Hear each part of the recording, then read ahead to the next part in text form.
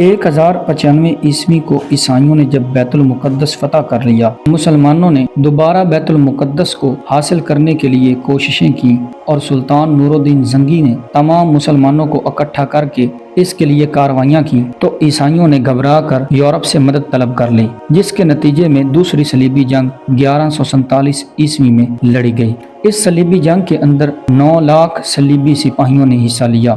عیسائیوں کو بیت المقدس سے پوری طرح خارج کرنے کا اعزاز سلطان صلاح الدین ایوبی کو حاصل ہوا، جو نور الدین زنگی کا نائب اور حاکم مصر تھا۔ 1174 عیسوی میں نور الدین زنگی کی وفات کے بعد اس کا جانشین بنا۔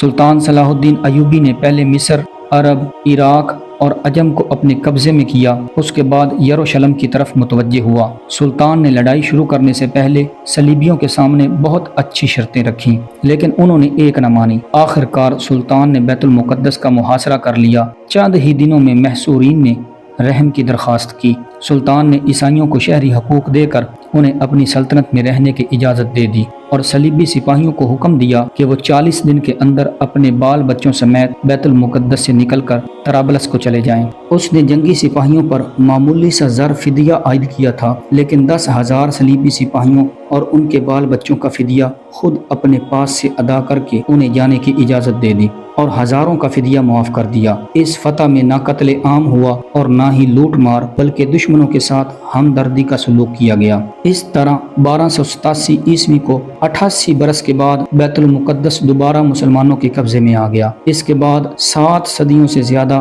باوجود متواتر حملوں اور لشکر کشیوں کے یہ شہر مقدس موجودہ اسرائیلی حکومت قائم ہونے تک اسلام کے ماننے والوں کے ہاتھوں میں رہا۔